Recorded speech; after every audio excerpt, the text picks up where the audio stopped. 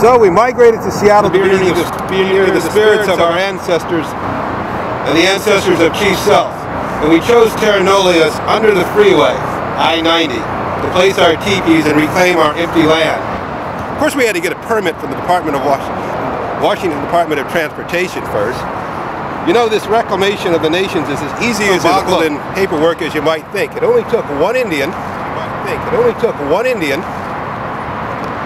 To reclaim the land under the freeway. Get out of here. Welcome to Seattle. Welcome to the Seattle Rez. Who's Rez, man? My Rez? Your Rez. You knucklehead. Start out Harlem Indian, invite you in. The Harlem Indians. My Rez, man.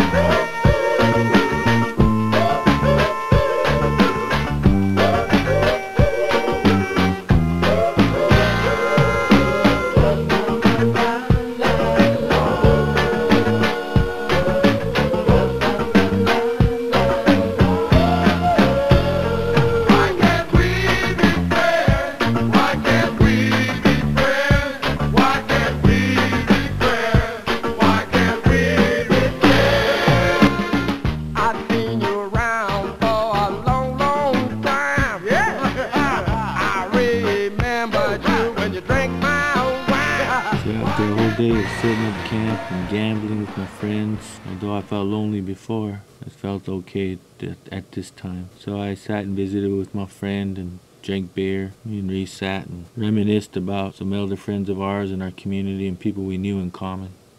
And people are shocked to hear it come out of my mouth. Today, I guess I look like an Indian. I guess I look like an elder. I don't know. And when these sounds come out of your mouth that are different, from behind the counter, there come a man with a chef hat on his head and a knife in his hand, and he grabbed me by the collar and began to say, I said, a young blood, woo, woo. And people laugh and they look, and I love that because music is eclectic. Music is spiritual. Music is good. And it could be Bob Marley, the reggae. It could be B.B. King, the blues. It could be Pavarotti. Something the world is made for fun and frolic, and so do I, but I love to spend my time in singing.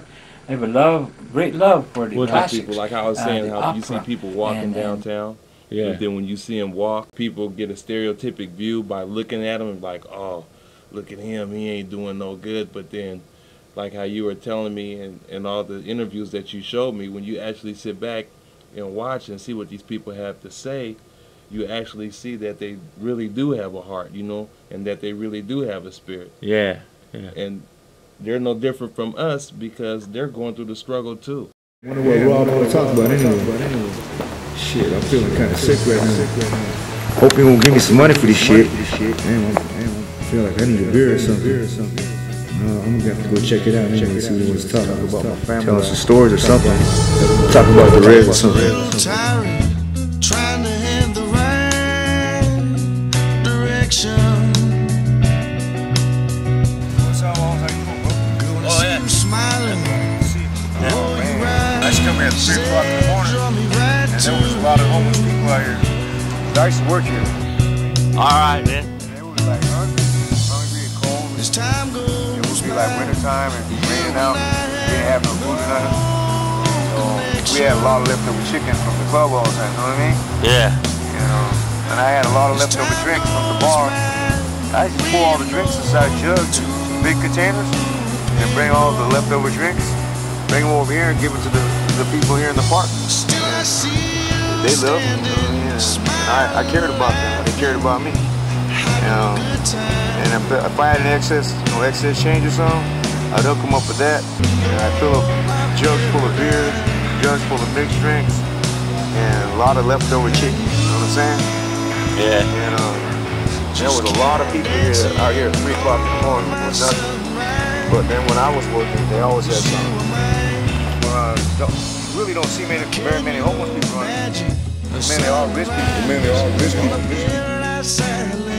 They're mainly all rich white people. He's looking down their nose at some of the homeless brothers and sisters down there. You're right. I think that's why they redecorated this place. Call it redecoration, but sometimes they call it gentrification, and they try to like remodel places, get rid of like the lower income people.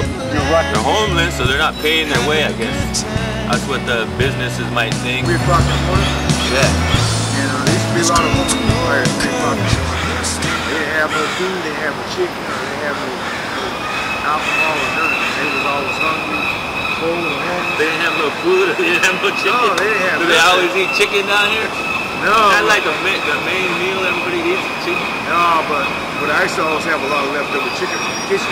Oh, yeah. That's what I'm talking with these people straight from the spirit, and we're trying to connect with their soul. But these other people, I guess they were more talking with them out of the flesh, out of greed, out of trying to get more power out of people, which is nothing. It is something to them. And that's what Will's talking about. They kind of crowded out these guys that they don't see no hope for. That these are the hopeless. Like they might see Indians as that sometimes because they didn't think we effectively used the resources. You know, instead we just appreciated the way it already was.